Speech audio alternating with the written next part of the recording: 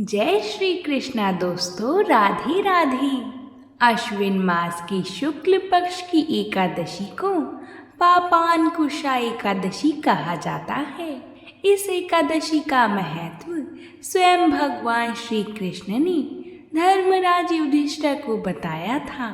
पाप रूपी हाथी को इस व्रत की पुण्य रूपी अंकुश से वेधने के कारण ही इसका नाम पापान एकादशी हुआ है।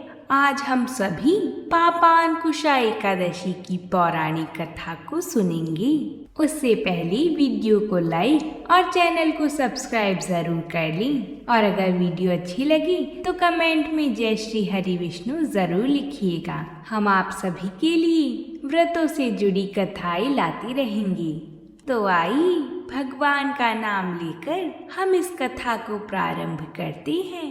तो बोलिए भगवान विष्णु की जय। एक बार धर्मराज युधिष्ठिर ने श्री कृष्ण से पूछा कि अश्विन शुक्ल पक्ष की एकादशी का क्या महत्व है और इस अवसर पर किसकी पूजा होती है एवं इस व्रत का क्या लाभ है।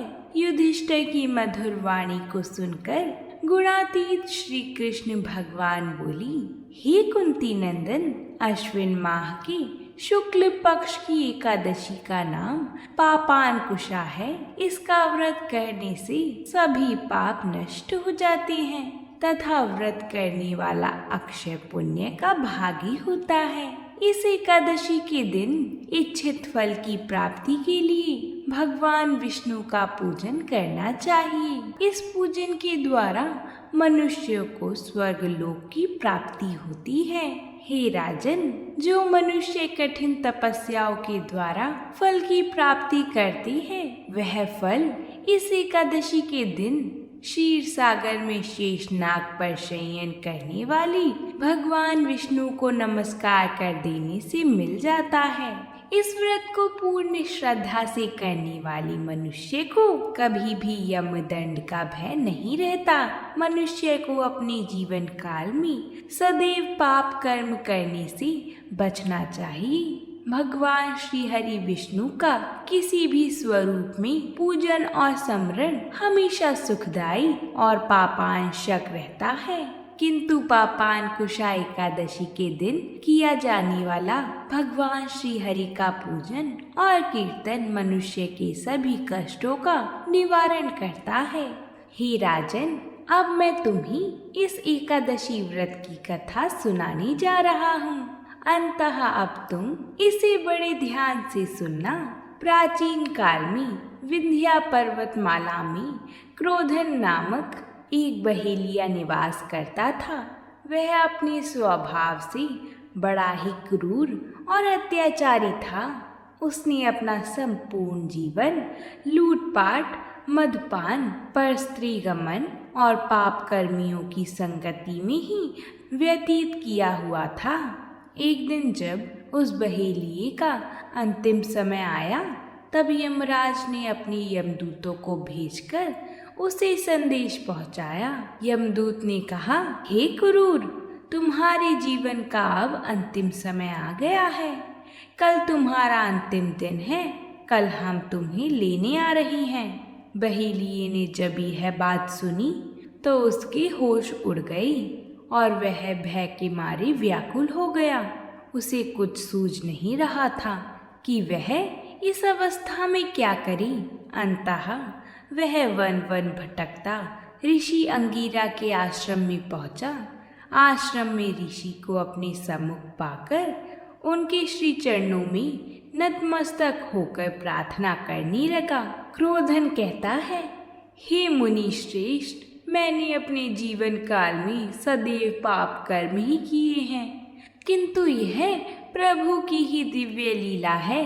अपने अंतिम समय में सद्बुद्धि प्रदान कर मेरे समक्ष प्रस्तुत किए हैं। अंततः हे क्रोधन, अपनी इस पाप मुक्ति का उपाय बड़े ही ध्यान पूर्वक सुनना। अब से अश्विन मास के शुक्ल पक्ष की आने वाली एकादशी तिथि, जिसे पापांकुशा एकादशी के नाम से भी जाना जाता है, उसका विधि विधान से व्रत करो।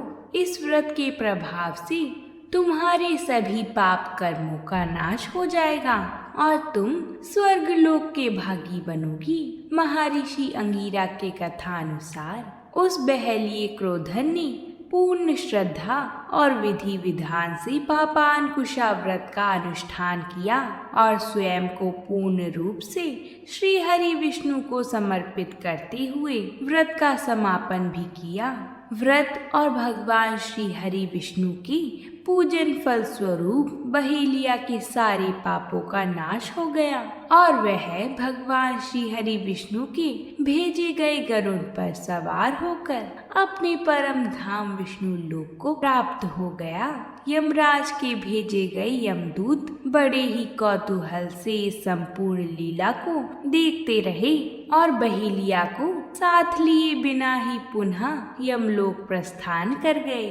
हे धर्मराज युधिष्ठिर, इस कथा का श्रवण करने से मनुष्यों के सर्व पापों का नाश होता है।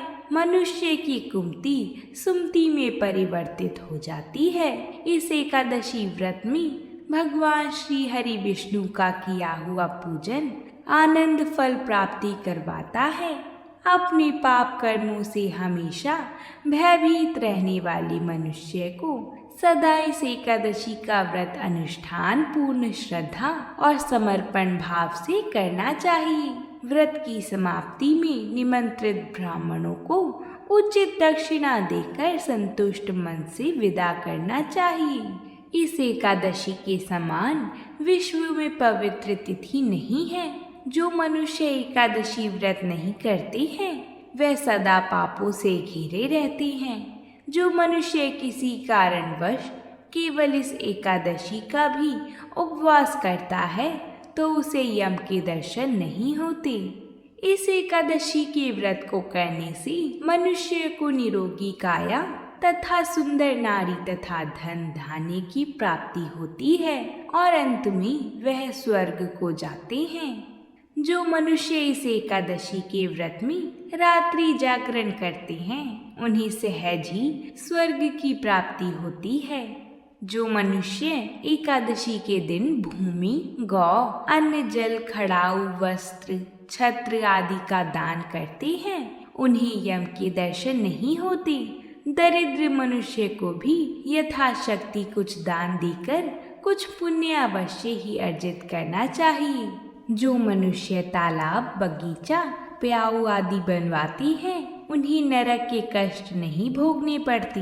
वह मनुष्य इस लोक में निरोगी, दीर्घ आयु वाली, पुत्र तथा धन धान्य से परिपूर्ण होकर सुख भोगते हैं तथा अंत में स्वर्ग लोक को जाते हैं।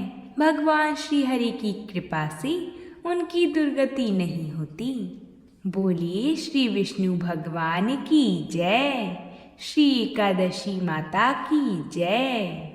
अब हम एकादशी पर सुनी जाने वाली माता तुलसी की दो पौराणिक कथा को सुनेंगे। साथ ही श्री हरि विष्णु की अर्धांगिनी माता लक्ष्मी की कथा को सुनकर एकादशी व्रत की कथाओं को पूर्ण करेंगे। एकादशी के व्रत में माता तुलसी और लक्ष्मी जी की कथा के बिना एकादशी व्रत की कथा पूर्ण नहीं मानी जाती। तो आइए माता तुलसी की कथा को शुरू करते हैं।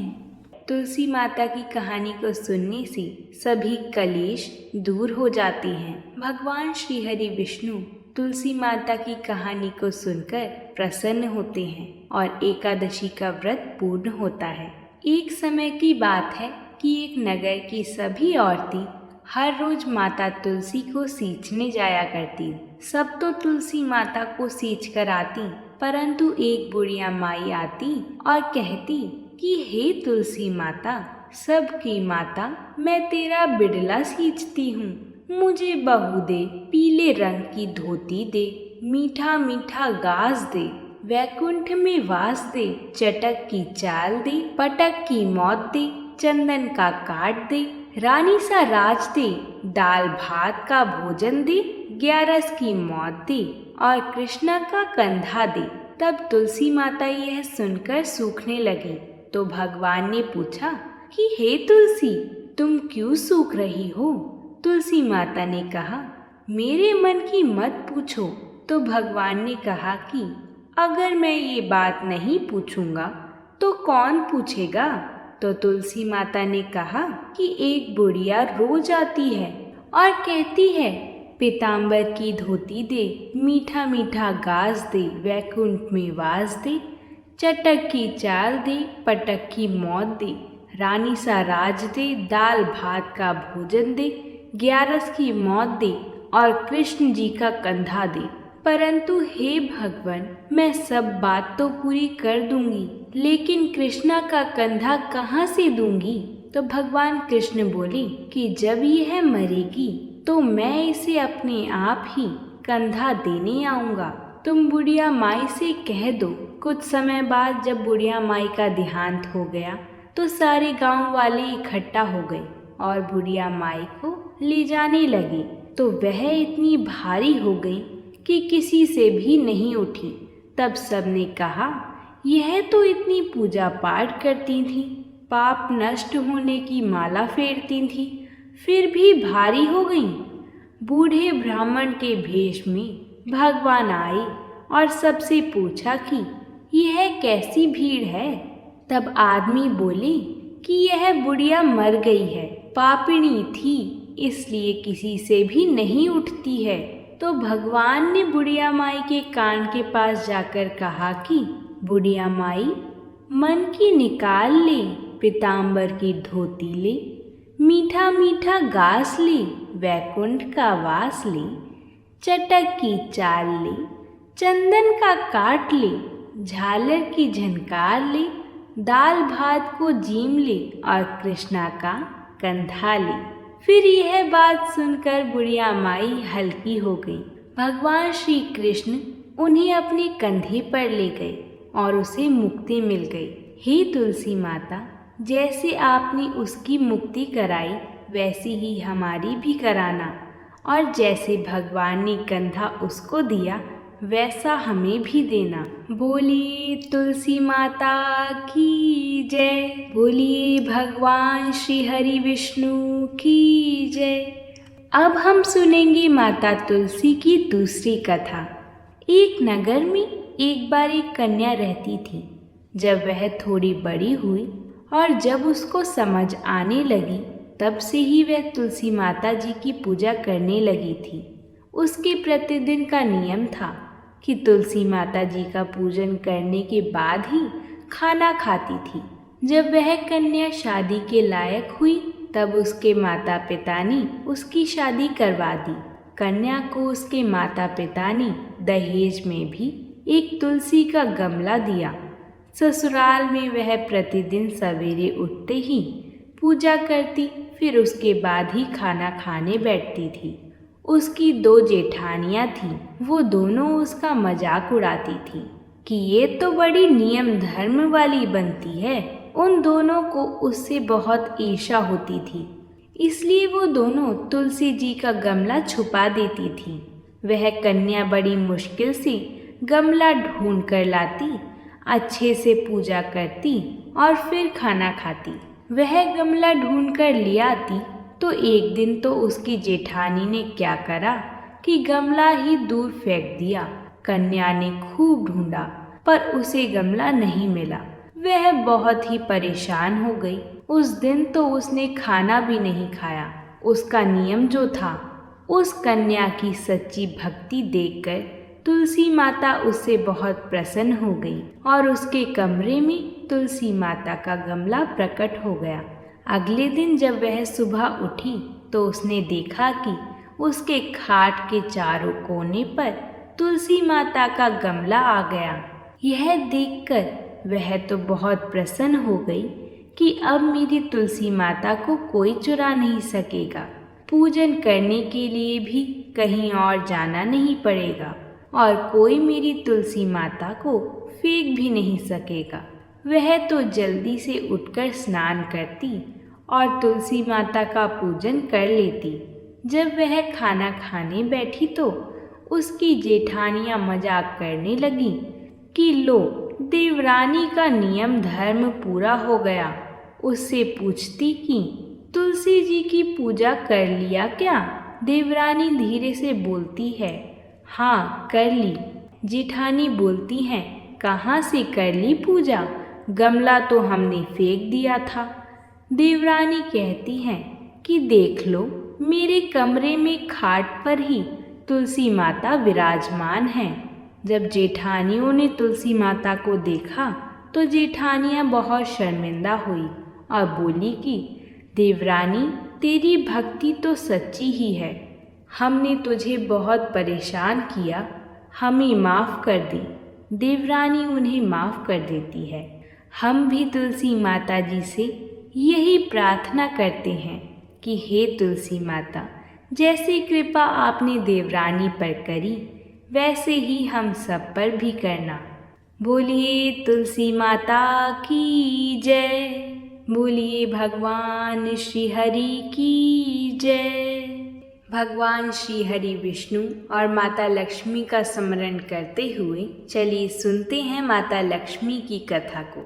माता लक्ष्मी भगवान श्री हरि विष्णु की पत्नी हैं, साथ ही धन और वैभव की माता मानी जाती हैं और जिस घर में यह विराजमान होती हैं उस घर में किसी भी प्रकार की दरिद्रता वास नहीं करती। जब भी भगवान श्री हरि विष्णु का उपवास किया जाएगा या उनकी कथा का श्रवण किया जाएगा तब माता लक्ष्मी को भी पूजा जाएगा और उनकी कथा का श्रवण भी किया जाएगा। माता लक्ष्मी के पूजन से तथा उनकी व्रत कथा को सुनने से घर में खुशहाली, धन संपत्ति और किसी भी तरह की दरिद्रता वास नहीं करती है। बोलिए माता लक्ष्मी की जय। एक गांव में एक साहूकार रहता था। साहूकार के एक बेटी थी। वह प्रतिदिन पीपल सींचने जाती थी। पीपल के वृक्ष में लक्ष्मी जी निवास करती थी।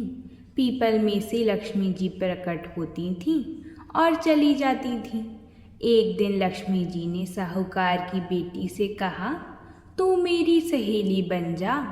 तब लड़की ने कहा कि मैं अपने पिता से पूछकर कल बताऊंगी। साहूकार की बेटी ने घर जाकर अपने पिता को सारी बात बता दी।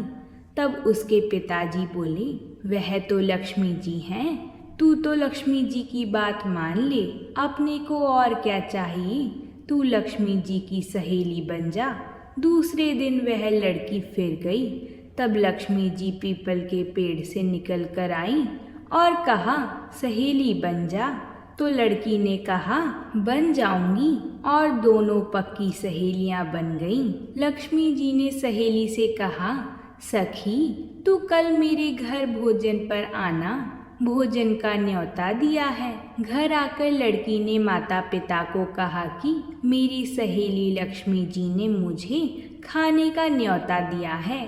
तब लड़की के पिता ने कहा कि सहेली के जिमाने जइयों पर घर को संभाल कर जाना। तब वह लक्ष्मी जी के यहाँ जीमने गई तो लक्ष्मी जी ने उसे शॉल ओढ़ने के लिए दिया, रुपए दिए, सोने की चौकी दी, सोने की थाली में 36 प्रकार का भोजन जिमा दिए। जीम कर जब वह जाने लगी तो लक्ष्मी जी ने पल्ला पकड़ लिया और कहा, हे सखी, मैं भी तेरे घर जीमने आऊंगी। तो उसने कहा, सखी जरूर आना।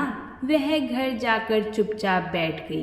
तब पिता ने पूछा कि बेटी, सहेली के यहाँ जीम कर आ गई और तू उदास क्यों बैठी है? तो उसने कहा, पिताजी, मेरे को लक्ष्मी जी ने इतना दिया, अनेक प्रकार के भोजन कराए, परंतु मैं कैसे जिमाऊंगी?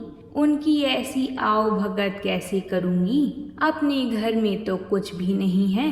तब उसके पिताजी ने कहा कि गाय के गोबर से, पीली मिट्टी से चौका लगाकर घर की सफाई कर लेना। 4 मुख वाला दिया जलाकर लक्ष्मी जी का नाम लेकर रसोई में बैठ जाना। लड़की पिताजी के कहे अनुसार सफाई करके लड्डू लेकर बैठ गई। उसी समय उस नगर की रानी नहा रही थी। उसका 9 लाख का हार चील उठा कर ले गई और लड़की के घर वह 9 लाख का हार डाल गई और उसके लड्डू ले गई। बाद में वह हार को लेकर बाजार में गई और सामान लाने लगी तो सुनार ने पूछा कि क्या चाहिए? तब उसने कहा कि सोने की चौकी, सोने का थाल, लाल चुनरी दे दो, मोहरे दे दो और सामग्री दो। 36 प्रकार का भोजन हो जाए इतना सामान दे दो। सारी चीजें लेकर बहुत तैयारी करी और रसोई बनाई। फिर लक्ष्मी जी को बुलाया। आगे आगे गणेश जी और पीछे पीछे लक्ष्मी जी आईं। उसने फिर चौकी पर आसन बिछाया और कहा, सहेली चौकी पर बैठ जा। जब लक्ष्मी जी ने कहा, सहेली चौकी पर तो राजा महाराजा के भी नहीं बैठी, किसी के भी नहीं बैठी, तो उसने कहा कि मेरे यहाँ तो सखी बैठना पड़ेगा। तो वह फिर लक्ष्मी जी चौकी पर बैठ गई। तब उसने बहुत खातिर की, जैसे लक्ष्मी जी ने करी थी वैसे ही उसने करी। लक्ष्मी जी उस पर खुश हो गईं। घर में खूब अन्न धन के भंडार भर गए और लक्ष्मी जी ने आशीर्वाद दिया कि जो कोई भी लक्ष्मी जी की बैठी हुई तस्वीर की पूजा करेगा उसके घर में माँ लक्ष्मी सदैव निवास करेंगी। हे माता लक्ष्मी, जैसे तुमने साहूकार की बेटी को दिया वैसे सबको देना। कहते सुनते हुंकार भरते अपने सारे परिवार को दिया। पीहर में देना, ससुराल में देना, बेटे पोते को देना।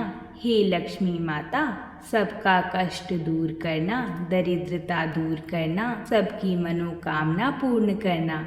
सभी जयकारा लगाते हुए बोलेंगे, माता लक्ष्मी की जय। अगर आप सभी ने इस कथा को पूरा सुना है तो कमेंट में जय श्री हरि विष्णु जरूर लिखिएगा।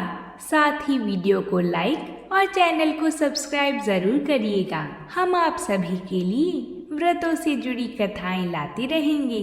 हमारा साथ और आपका प्यार हमेशा ऐसा ही बना रहे।